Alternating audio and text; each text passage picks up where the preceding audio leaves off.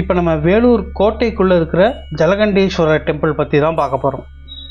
கோட்டையோட அகழி தான் இது. விஜயநகர டைனாஸ்டியோட ஒரு பிரம்மாண்டமான படைப்பு தான் இது. கோவில் எங்கே இருக்குன்னா வேலூரில், ப்ராப்பர் வேலூர் பஸ் ஸ்டாண்ட் பக்கத்தில் ஒரு 1 கிலோமீட்டர் ரேடியஸ்குள்ளேயே இருக்குது. வேலூர் ஃபோர்ட் அதுக்குள்ளே இருக்குது. இந்த ஒரு ஜெய்ஜாண்டிக் அழகான ராஜகோபுரத்தை பாருங்களேன், பியூட்டிஃபுல்லாக இருக்குது பார்க்குறதுக்கே. நேரில் பார்த்தா இன்னும் செம்மையாக இருக்கும். கிழக்கு நோக்கி இருக்கும் இந்த கோபுரத்தில் கர்ப்பகிரகம், அர்த்த மண்டபம் இருக்குது. இது இல்லாமல் 2 பிரகாரங்கள் உள்ளே சுற்றி இருக்குது. சூப்பராக இருக்குது. உள்ளுக்குள்ளே நடராஜர், விநாயகர், ஸ்ரீனிவாசர், சுப்பிரமணியர், அப்புறம் அம்மன் சன்னதிகள், இவ எல்லாருக்குமே தனிப்பட்ட சன்னதிகள்லாம் இருக்குது. இந்த கோவில் ஜலகண்டேஸ்வரர் கோவில் அப்படின்னு பிரபலமாக அழைக்கப்படுறது. ஆனால் பக்கத்தில் இருக்கிற கிராமத்திலலாம் அந்த கல்வெட்டில் பார்த்தா அந்த கோயிலோட பேர் ஜவஹரேஸ்வரா அப்படின்னு குறிப்பிட்டிருக்கு. 16ஆம் நூற்றாண்டு மத்தியில் விஜயநகர் வம்சத்தில் இருக்கிற அந்த சதாசிவராயர் அவர் கீழே இருந்த சின்ன பொம்மி நாயக்கரால் தான் இந்த கோயில் கட்டப்பட்டிருக்கு. இந்த என்ட்ரன்ஸ் கதவு பார்க்கறதுக்கு ரொம்ப பிரம்மாண்டமாக இருந்தது, அதனால தான் வீடியோ எடுத்தேன். இந்த கோவிலில் இருக்கிற லிங்கம் சப்த ரிஷிகளில் ஒருவரான அத்திரியால் தான் பிரதிஷ்டை செய்யப்பட்டிருக்கு. அந்த சிவலிங்கத்துக்கு கீழே தண்ணி இருக்கிறதா ஒரு ஐதீகம். அதனால தான் இங்கே அருள் பாவிக்கும் சிவபெருமானுக்கு ஜலகண்டேஸ்வரர்னு பேர் வந்திருக்குன்னு சொல்கிறார். இந்த கோவிலில் இன்னொரு முக்கியத்துவம் அங்கே இருக்கிற அந்த கல்யாண மண்டபத்தில் இருக்குது. அதாவது இப்போ நம்ம பார்க்க போகிறோம் இல்லையா, இதில் இதுதான் இந்த விஜயநகர காலத்தோட கட்டிடக்கலைக்கு ஒரு சான்றாக விளங்குறோம். என்ன ஒரு பியூட்டிஃபுல் சிற்பங்கள், என்ன ஒரு அழகான தூண்கள், பார்த்தாலே பிரமிப்பாக தான் இருக்குது. சான்ஸே இல்லை, கிரேட். இந்த சிற்பத்தோட அழகெல்லாம் சொல்லி மாளாது. அதனால் இதை நீங்கள் உங்கள் கண்ணாலேயே பாருங்கள். பார்க்குறதுக்கே அவ்வளோ சூப்பராக இருக்குது. வீடியோலேயே நல்லா இருக்குன்னா நேரில் இருந்தால் எப்படி இருக்கும்? நான் நேரில் பார்த்தேன், அவ்வளோ சூப்பராக இருக்குது. சான்ஸே இல்லை. இது அது நெல்லையப்பர் கோயில் இருக்கிற அந்த இசை தூண்கள் மாதிரி கூட இருக்குது. தட்டி கூட பார்த்தேன், அந்த அளவுக்கு டிஃப்ரெண்ட்டாக வரல, அதனால் விட்டுட்டேன். சரி, இப்போ அந்த கோயிலோட ஹிஸ்ட்ரியை பற்றி பார்க்கலாம். அந்த சப்த ரிஷி அத்திரி மகரிஷி அவர் லிங்கத்தை பிரதிஷ்டை பண்ணி பூஜை பண்ணாருன்னு சொன்னேன் இல்லையா, அவர் பூஜை பண்ணதுக்கு அப்புறமா அந்த லிங்கத்தோட இருப்பிடத்தில் ஒரே இந்த வெள்ளை பட்டம் அக்காசியா மரங்கள், அதுவும் அப்புறமா லிங்கம் எறும்பு புத்து மலை மாதிரி ஆகிட்டான். மலை மாதிரி ஆகி மூடப்பட்டிருக்கு. அந்த எறும்பு புத்து மூடினதுக்கப்புறமா அது கீழே இருக்கிற மட்டத்தில் நீர் தேங்கி அது ஒரு தொட்டி மாதிரி ஆகிட்டு ஹைட்டாக ஒரு ஆண்ட் ஹில் மாதிரி, அதான் எறும்பு புத்து மாதிரி பெருசாக ஆகிட்டோம். அந்த பகுதியில் ஆட்சி பண்ணிட்டு இருந்த பொம்மி ரெட்டி அப்படிங்கிறவரோட மன்னனோட கனவுல சிவபெருமான் அந்த எறும்பு புத்துக்குள்ளே அந்த இடத்துல கோயில் கட்ட சொல்லி கனவுல அவருக்கு வந்ததும்.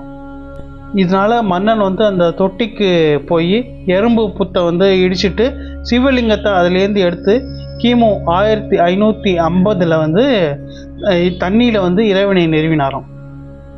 இந்த கோவிலை கட்டுறதுக்காக பள்ளிகொண்டராயமலை அப்படின்னு பக்கத்தில் இருக்குது. அங்கேருந்து யானைகள் மூலமாக கற்கள் கொண்டு வரப்பட்டதும். இந்த கோட்டையும் கோயிலையும் கட்டி முடித்த அந்த பொம்மி மன்னன் அவர் சிவலிங்கத்தை பிரதிஷ்டை பண்ணதுக்கப்புறமா சிவலிங்கத்தை அந்த கோயிலுக்கு பேர் ஸ்ரீ ஜலகண்டேஸ்வரர் அப்படின்னு பேரிட்டிருக்கார். அம்பாளுக்கு ஸ்ரீ அகிலாண்டேஸ்வரி அப்படின்னு பேரிட்டிருக்கார். கோவிலை சுற்றி இருந்த அந்த வெள்ளைப்பட்டை ஆகாய தோப்பு, அந்த எல்லா தோப்பையும் அவர் ஃபுல்லாக அழிச்சிட்டு ஒரு நகரத்தை கட்டியிருக்கார். அதனால தான் அங்கே அந்த ஊருக்கு பேர் வெள்ளை ஊர். அதாவது வெள்ளைப்பட்டை ஆகாசியா மரங்கள் தமிழில் வெள்ளை மரம்னு சொல்கிறார். அதான் வெள்ளை ஊர். அது அப்புறம் பேர் மாதிரி இப்போ வெள்ளூர்னு ஆயிடுது. இப்போது இந்த கோவில் கவர்மெண்ட் கண்ட்ரோல், HRNC கண்ட்ரோலில் தான் இருக்குது. நல்லா பாதுகாத்துட்டு வரான். இந்த வேலூர் கோட்டையை கவர்மெண்ட் HRNC கண்ட்ரோலுக்கு வந்ததுக்கப்புறமா உள்ளே போய் பார்த்ததில் கருவறையில் சிலைகள் எதுவுமே இல்லை. அப்புறம் 1981ஆம் ஆண்டு இப்போ தான் மார்ச் மாதம் 16 சத்துவாச்சாரியிலேருந்து வேலூர் பக்கத்தில் இருக்குது சத்துவாச்சாரின்ட்டு, அங்கேருந்து சிவலிங்கத்தை எடுத்துன்னு இங்கே பிரதிஷ்டை பண்ணியிருக்கான். அப்பையிலேருந்து இந்த கோயிலில் நித்திய வழிபாடு நடந்து வருது. சொன்ன மாதிரி இந்த ஜலகண்டேஸ்வரர் கோயில் வேலூர் மாவட்டத்தோட மைய பகுதியில் 136 ஏக்கர் பரப்பளவில் கோட்டைக்குள்ளே அமைஞ்சிருக்கு.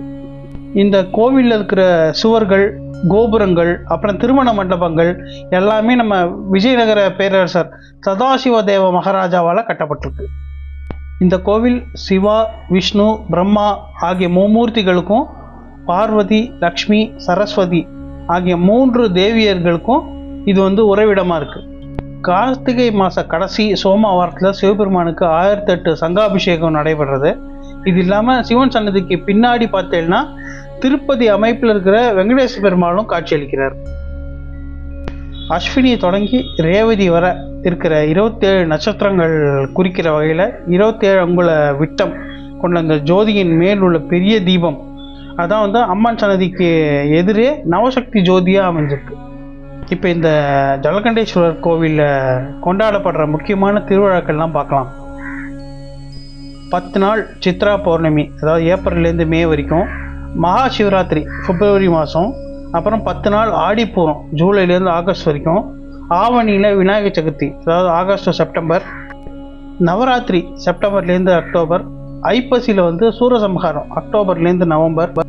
ஒவ்வொரு மாதமும் பிரதோஷ வழிபாடு, சங்கடஹர சதுர்த்தி, கிருத்திகை சஷ்டி விழாக்கள், பௌர்ணமி, சிறப்பு அபிஷேகம், எல்லா ஃபங்க்ஷனுமே நடக்கிறதுனே சொல்லலாம். இங்கே எல்லா பூஜையும் விமர்சையாக பண்ணுறாங்க.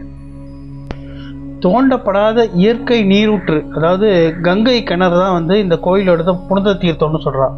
அதாவது கங்கா கௌரி எல்லா சுவாமியும் அது மூலமாக தான் அதை எடுத்து தான் அவளுக்கு சுவாமிக்கு நீராடுறாங்க. கோவில் டைமிங்னு பார்த்தா கிளம்புற 6:30லேருந்து மதியானம் 1 மணி வரைக்கும். அப்புறம் 3 மணிலேருந்து ராத்திரி 8:30 மணி வரைக்கும். எத்தனையோ தடவை நான் வேலூருக்கு போயிருக்கேன். ஆனால் இந்த மாதிரி ஜலகண்டேஸ்வரர் கோயில் இருக்குங்கிறதே இப்போ தான் எனக்கு தெரிஞ்சிருக்கு. எவ்வளோ ஒரு ப்ளசன்ட் அட்மாஸ்பியர், சூப்பராக இருக்குது. இந்த வீடியோ உங்களுக்கு பிடிச்சிருந்துன்னா என் சேனல் சப்ஸ்கிரைப் பண்ணுங்க. தேங்க்யூ.